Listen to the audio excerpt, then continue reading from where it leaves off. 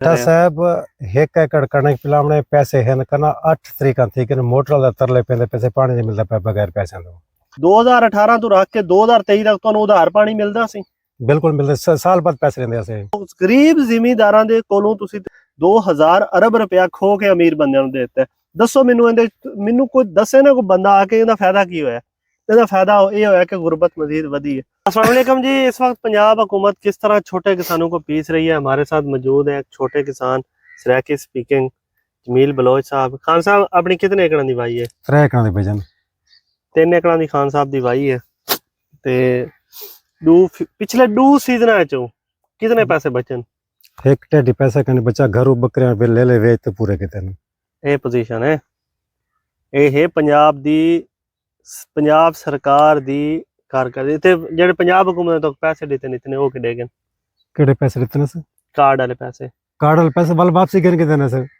नहीं वाल वापस नहीं आ गए थोड़े को जी वाल वापस आ गए तो हुना ते पुना पैसे ते डीएपी के नहीं आई कोई शक नहीं आया। हां जेड़े उन्हें वापसी पैसे तो डीएपी का नहीं आई तो बका खर्चा कितो करे सो सब घर तो चूल्हा नहीं चलता। क्या मसला है ਤੁਹਾਡੇ ਖਿਆਲ ਵਿੱਚ ਇਹ ਟਾਈਮ ਸਭ ਤੋਂ ਵੱਡਾ ਜਿਹੜਾ ਛੋਟਾ ਜ਼ਿਮੀਂਦਾਰ इतना ज्यादा सब बेहतर तरीका कार है कि गंदम का जरा कम से कम रेट होना चाहिए वो 3500 से 4000 दरमियान होना चाहिए है। सही कहा। डीजल की कीमतें घट होवे डीएपी घट होवे यूरिया घट होवे बाकी मसले मसाइल कम होवन। ते कपाह दा मैक्सिमम 9000 के दरमियान रेट होना चाहिए है। देखो ते ही साल क्या रेट तुसा बेची है? ये साल बेचे से 7500 रुपए नाल 7500 रुपए नाल ये जुल्म है। सही 7500 रुपए नाल कपाह बेचे से मोटर नाल पैसे पूरे करते उन चुप कर घर बैठे से पानी जेड़ा पानी लाई रखे वो पैसे पूरे करते इस टाइम गवर्नमेंट अगर चाहती है कि वो छोटे जिम्मेदार को रिलीफ देवे ते गवर्नमेंट दे इतनी जेड़ा स्कीमां हैं गवर्नमेंट आदी है मैं तो माला माल कर देते कितना माला माल कर तेरे सामने पोजीशन खड़ी है। कोई शय कन लबी नहीं इतने स्कीमां ग्रीन स्कीम फलानी स्कीम ट्रैक्टर स्कीम ट्रैक्टर तो ग्रीन स्कीम तो आ नहीं सकते थे ना कि कुछ रकबा थोड़ा है। अच्छा ते आ वने वाल तो गिनसो आज तो बल्कि तू गिनसू और पिछू मड्डी होसी तो गिनसू। ओवरऑल पोजीशन जेडी है वो इंतहाई खतरनाक है खौफनाक तरीन है जो हशर और नशर कर दिया है पंजाब हुकूमत ने छोटे जिम्मेदार का। सिर्फ और सिर्फ उसकी एक ही लॉजिक थी कि उन्होंने गरीबों को रिलीफ देना है और हकीकत यह है कि कोई गरीबों को रिलीफ नहीं मिला। इस किसान से पूछें कि ये छोटा किसान जिसने कि अपने घर के छोटे छोटे जानवर पाल के पंजाब हुकूमत को बली में चढ़ा दी है इसने आपने गंदम किस रेट पर बेची थी? गंदम बेची थी 2400 रुपए नाल 2400 रुपए नाल ए छोटे जिम्मेदार ने कणक बेची है। हुण पंजाब गवर्नमेंट को कोई पूछे कोई ताकतवर बंदा बहुत जिन्हें को इन्नी ताकत होवे ना भाई एवें दे छोटे जिम्मेदारां कोल तो तुसी कणक उचका लई ये तो समझो एक किस्म दा डाका मारिया ना गवर्नमेंट ने ਤੁਹਾਡੀ कणक दे उत्ते गवर्नमेंट ने डाका मार लिया पंजाब हुकूमत ने। उवें आंदे ने जी सीसीडी ये कर रही है वो कर रही है ते ए जे इन्ना वड्डा जेड़ा 2000 अरब दा डाका मार गई गवर्नमेंट केड़ी वजह तो जी गरीब नु सस्ती देनी है ते गरीब नु आटा किस रेट नाल मिल रहा 4000 रुपए मान नाल। पिछला 1600-1800 रुपए कोई बंदा पूछे कुछ बड़ा ताकतवर किस्म दा जिन्हें को बड़ी ताकत होवे बड़ी पावर होवे वो कहे हाँ दस किथे 1800 रुपया क्यों नहीं पूछते हैं जी। लेकिन वो गल्लां एवें दियां करदे ने ताकतवर भी आ गए अजीब जिहा जिन्हां दे आवाम दे मसले दे नाल कोई दूर दूर तक लिंक ही नहीं है। ठीक है वो पता नहीं किस तरह दियां गल्लां करदे ने आके अवामी मसाइल दे उत्ते गल करो। ठीक है ना जी। असी जेड़े सूबे च उस टाइम गरीब नाल ते जो कुछ हो रहा ते गरीब दी वजह तो गरीब दे उत्ते आसानकारी गवर्नमेंट कि जी असी सस्ती कणक फिर चलो गरीब नूं ते सस्ती दे दिओ। हुण अगर ऐस जिम्मेदार दे घर दे दाने खत्म हो जान ना जी तो आपको क्या रेट मिल सन? 4000 तो 4500 आटा मिल सी। हाँ जी एक ऐसा सूबा जिथे 13 करोड़ जो 8 करोड़ लोग एग्रीकल्चर नाल वाबस्ता ने ते गवर्नमेंट उन्हां दी दुश्मन बनी है।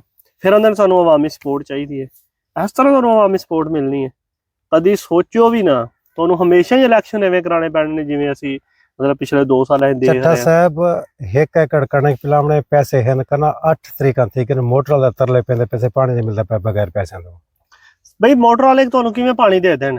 मोटर वाले गवर्नमेंट यूनिट ठोकी खड़ी है 40 रुपए दा बस सारे कोल पैसे क्या नहीं। ठीक है ना जी। एक दिन लेट होया ते उनदा मीटर भी नहीं लाना ਉਹਦਾ ਟਰਾਂਸਫਾਰਮਰ ਕੀ ਤਾਰਾਂ ਵੀ ਨਾਲੋਂ ਖੋਲ ਕੇ ਲੈ ਜਾਂਦੇ ਨੇ। ਕਨੈਕਸ਼ਨ ਸਮੇਤ। ਠੀਕ ਹੈ ਨਾ ਜੀ। ਨਾਲ ਸਿਕਿਉਰਿਟੀ ਵਾਲੇ ਟੁਰੇ ਫਿਰਦੇ ਨੇ ਕਿ ਜਿਵੇਂ ਪਤਾ ਨਹੀਂ ਇਹਨਾਂ ਵਿਚਾਰਿਆਂ ਨੇ ਕੋਈ ਪਤਾ ਨਹੀਂ ਕਿੰਨਾ ਵੱਡਾ ਕੋਈ ਮੈਂ ਨਾ ਜੀ ਕੀ ਐਸਾ ਕਰ ਦਿੱਤਾ ਹੈ, ਇੱਕ 8 ਦਿਨ ਤੇ ਉੱਤੇ ਨਹੀਂ ਹੋਣ ਦਿੰਦੇ ਕਿਸੇ ਬਿੱਲ ਦੀ ਵਜ੍ਹਾ ਤੋਂ। ਇਹ ਓਵਰਆਲ ਸੂਰਤ-ਹਾਲ ਜੇ ਕਿਸੇ ਨੂੰ ਕੀ ਰਿਲੀਫ ਦੇਣਾ ਹੈ। ਅੱਛਾ ਇੱਕ ਗੱਲ ਹੋਰ ਮੈਂ ਤੁਹਾਨੂੰ ਦੱਸਾਂ, 2018 ਤੋਂ ਰੱਖ ਕੇ 2023 ਤੱਕ ਤੁਹਾਨੂੰ ਉਧਾਰ ਪਾਣੀ ਮਿਲਦਾ ਸੀ?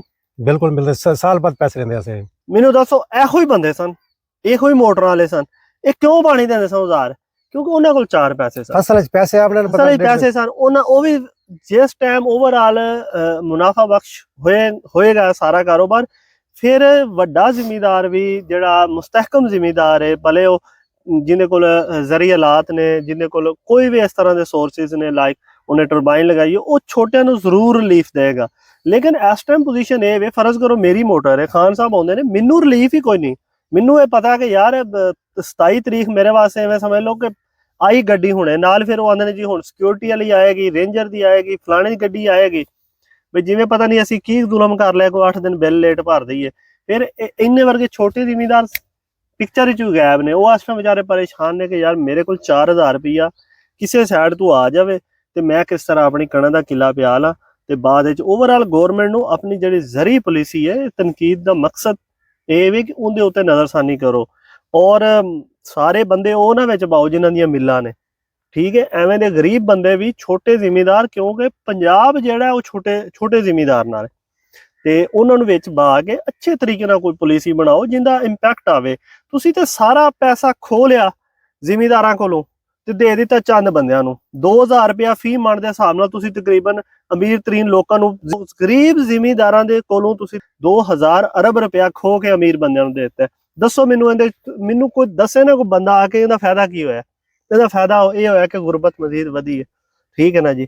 ਔਰ ਓਵਰਆਲ ਗਰੀਬ ਨੂੰ ਵੀ ਇਹਦਾ ਕੀ ਫਾਇਦਾ ਹੋਇਆ? ਕਿਸੇ ਬੰਦੇ ਨੂੰ ਕੋਈ ਫਾਇਦਾ ਨਹੀਂ ਹੋਇਆ। ਹਾਂ ਜਾਂ ਤੇ ਇਹ ਵੀ ਨਾ ਗਰੀਬ ਵਾਸਤੇ ਸਸਤੀ ਕਰ ਦਿਓ, 2400 ਦੀ ਅਗਾ ਗਰੀਬ ਨੂੰ ਸਸਤੀ ਦਿਓ। ਅਸੀਂ ਅੱਗੇ ਠੀਕ ਹੈ ਯਾਰ ਗਵਰਨਮੈਂਟ ਨੇ ਜੇ 2400 ਨੂੰ ਕਿਤਨੇ ਬਸ ਵਾਪਸ ਸਭ 2400 ਨੂੰ ਦੇ ਦੇਣ, ਸਾਨੂੰ 2400 ਨਾਲ ਦੇ ਦੇਣ। ਓਵਰਆਲ ਜਿਹੜੀ ਸੂਰਤ-ਹਾਲ ਹੈ ਉਹ ਬੜੀ ਖਤਰਨਾਕ ਹੈ ਜੀ। ਅਸੀਂ ਪੰਜਾਬ ਹਕੂਮਤ ਅੱਗੇ ਅਪੀਲ ਕਰਨੇ ਆ, ਮਿਹਰਬਾਨੀ ਕਰਨ ਆਪਣੀ ਪਾਲਿਸੀਆਂ ਦੇ ਉੱਤੇ ਨਜ਼ਰਸਾਨੀ ਕਰੋ। ਅੱਛੇ ਸਮਝਦਾਰ ਬੰਦੇ ਨੂੰ, ਉਹ ਮਤਲਬ ਕਿ ਜਿਵੇਂ ਦੇ ਇਸ ਟਾਈਮ ਸਾਨੂੰ ਟੀਵੀ ਦੇ ਉੱਤੇ ਪੰਜਾਬ ਹਕੂਮਤ ਦੇ ਤਰਜਮਾਨ ਨਜ਼ਰ ਆਉਂਦੇ ਨੇ, ਮਤਲਬ ਉਹ ਅੱਧੀ ਪੌਣੀ ਕੱਚੀ ਪੱਕੀ ਵਾਲਿਆਂ ਦੇ ਇਹੋ ਹੀ, ਮਤਲਬ ਉਹ ਇਸ ਤਰ੍ਹਾਂ ਦੇ ਜੋ ਤੁਸੀਂ ਬੰਦੇ ਲੈ ਲੈਣੇ ਨੇ, ਉਹਨਾਂ ਦਾ ਰਿਜ਼ਲਟ ਕੀ ਹੈ ਕਿ ਸਿੱਧਾ ਤੁਸੀਂ 2000